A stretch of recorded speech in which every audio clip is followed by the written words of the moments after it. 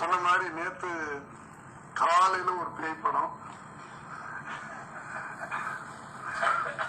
சிவானி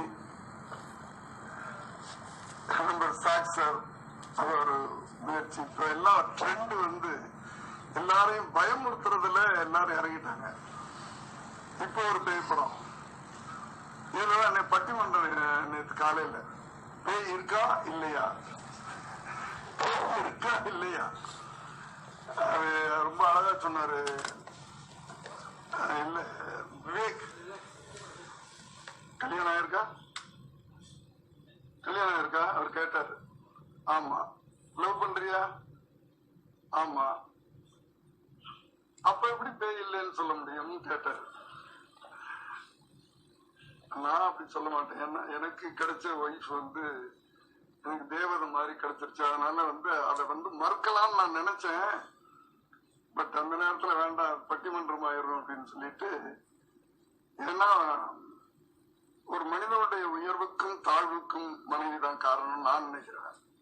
இன்னைக்கு நான் இந்த நிலைமையில இருக்கிறேன் அப்படின்னு காரணம், இந்த நிலைமையில இருக்கிறது காரணம் என்னுடைய மனைவி. விஜய் இந்த நிலைமையில இருக்கிறதுக்கு அவனுடைய தாய் என்னுடைய மனைவி.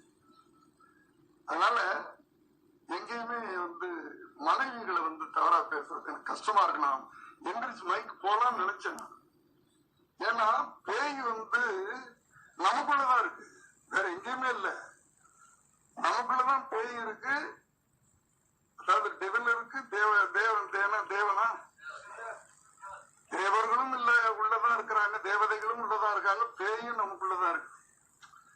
நம்ம நல்லது பண்ணோம்னா அப்ப கடவுள் மாதிரி ஆயிரும், அடுத்தவனு கெட்டது பண்ணோம்னா பேய் ஆயிரும். அதனால நமக்குள்ள இருக்கிறது தான் பேயை தவிர வெளியில எல்லாம் பேயே இல்லை. அதே போல நம்மளா நினைச்சுக்கிறோம், படுக்கும்போது இன்னைக்கு எப்படி இருக்கிறோம் அப்படின்னா, கனவுல யாரோ சத்தம் போட்டா பேய். இப்படிதான்.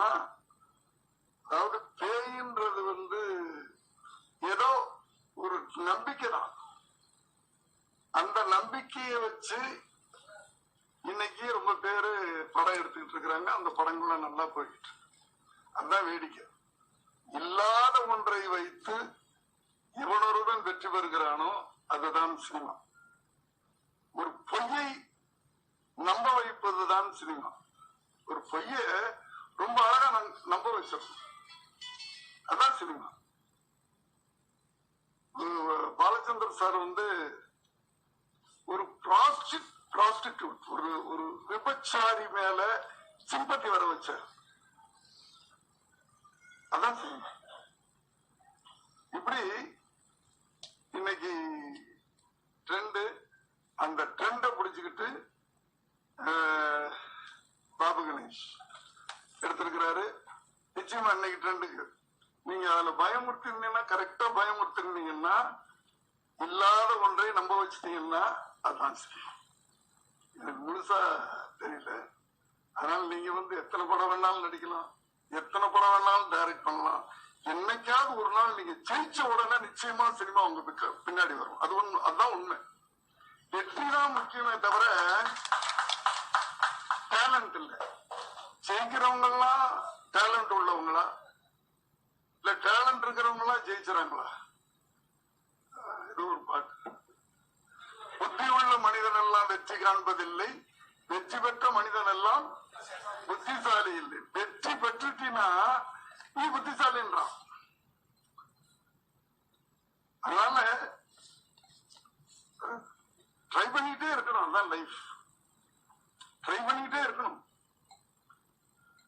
இன்னைக்கு இப்படி இருக்கிறோம் அப்படின்னா, இப்போ நான்லாம் ஒருத்த லைஃப் போராட்டம் தானே லைஃப். போராடிக்கிட்டே இருக்கணும் இல்லையா? நம்ம மேல ஏதோ ஒருத்தன் கல்ல எறியறான் அப்படின்னு சொன்னா அது தாங்கிடணும். அந்த பக்கம் இல்லைன்னா அந்த இடத்துல நம்ம இருக்கக்கூடாது. அப்படி நல்ல முயற்சி.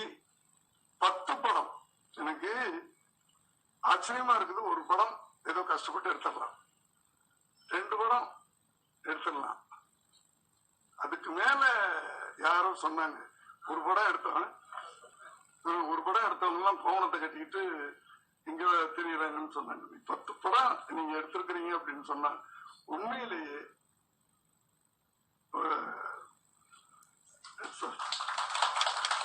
அதுவும் இன்னும் நிறைய படம் எடுக்கணும், அவ்வளவுதான் என்னுடைய ஆசை. அடுத்தது வேற ஒண்ணும் இல்ல, உழைச்சா நீ சொன்ன அழகா, உழைச்சா நிச்சயமா அந்த உழைப்புக்கு கடவுள் மரியாதை கொடுப்பாரு. உழைப்பு தான், ஒண்ணுமே இல்லை. 40 வருஷத்துக்கு முன்னாடி இந்த பக்கத்துல பிளாட்பாரத்துல ராஜகுமார் தியேட்டருக்கு முன்னாடி பிளாட்பாரத்துல படுத்து கிடந்தவன் தான் நான். உழைச்சு தானே வர்றேன் நம்ம. அதாவது என்னை தூரமா இருந்து பார்க்கும்போது என்ன நான் தப்பானவனா தெரிவேன். இதே நான் பொறுப்பு தலைவரா இருக்கும்போது நீ கேஸ் போட்டிருக்க, ஏன்னா அப்ப தூரமா இல்ல அப்ப தூரமா இருந்தாரு. சந்திரசேகர்னா என்னன்னு தெரியாது, அவரு விஜயோடைய அப்பா, அது ஒண்ணுதான் உனக்கு தெரியும். விஜயோடைய அப்பா பொறுப்பு தலைவரா எப்படி இருக்கலாம் அப்படின்னு தான் நினைச்சு கேஸ் போட்டேன். பக்கத்துல வந்த உடனே எனக்காக வாதாடிட்டு இருக்க, சுப்ரீம் கோர்ட் வரைக்கும் போய் எப்படி தெரிஞ்சுக்கிட்டேன் நான் யாருன்னு அப்படின்னு சொல்லிட்டு. நான் 82 நான் படம் ஆரம்பிக்கும் போது சிறுபட தயாரிப்பாளன் தான் இல்லையா. நான் எடுத்த படங்கள்லாம் பார்த்தா ஸ்மால் பட்ஜெட் பிக்சர்ஸ் தான். இன்னைக்கும் ஸ்மால் பட்ஜெட் படம் தான் எடுத்துக்கிட்டு இருக்கிறேன். அதனால பக்கத்துல வந்த பிறகுதான் உண்மையான சந்திரசேகர் யாருன்னு தெரியும். தூரமா இருக்கும்போது ஆர்டி கார்ல போறானுங்க. இந்த ஆர்டி காரை வாங்குறதுக்கு நான் எவ்வளவு கஷ்டப்பட்டிருப்பேன் அப்படின்றது என் மனைவிக்கு தான் தெரியும். அதனாலதான் என் மனைவியே நான் எங்க போனாலும் சொல்றது காரணம் நான் எமோஷன் ஆயிடுவேன். என் மனைவி நான் எமோஷன் ஆயிடுவேன்.